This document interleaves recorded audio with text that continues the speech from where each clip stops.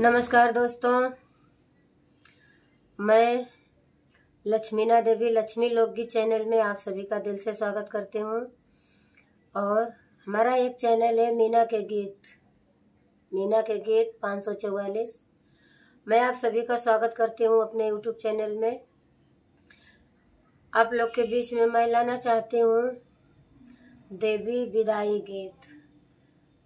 इसीलिए नवरात्रि अब पूरा हो चुकी है, माता की विदाई की समय आ चुकी है। मैं माँ की विदाई गीत लेकर आई हूँ आप लोग के बीच में। पसंद आए तो लाइक सपोर्ट शेयर आप लोग कर जरूर करिए। कमेंट बॉक्स में जरूर बताइए देवी विदाई गीत कैसा लगा।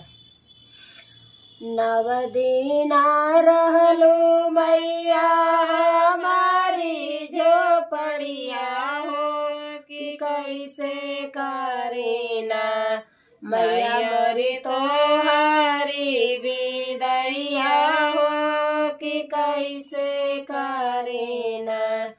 नवदीना रहलो मैया हमारी जो पड़िया हो कि कैसे करेना मैया मोरी तो हारी विदैया हो कि कैसे करेना।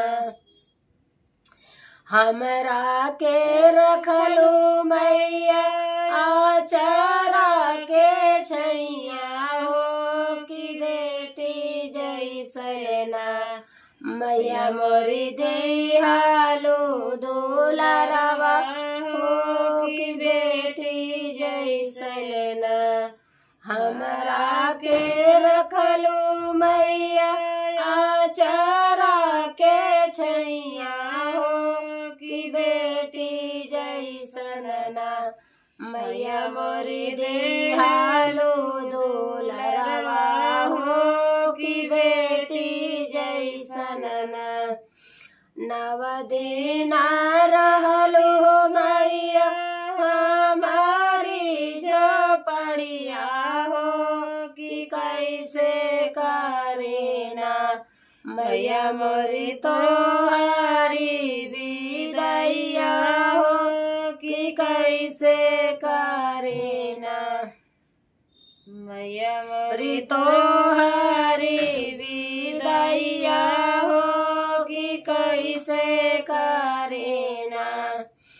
नवदीना देखली हो मैया तो हारी सूरतिया हो कि पूरा कैलेना मैया मोरिया से खुशी बारतिया मैया पूरा कैलेना।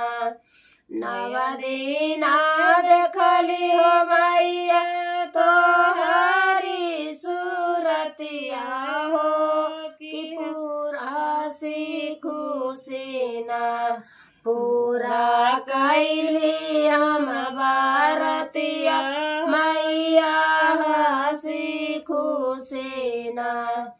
रोवली लक्ष्मी ना देवी देखी के विदैया मैया कैसे छोड़ीना मैया मोरी तो हराया चरवा हो मैया कैसे छोड़ीना।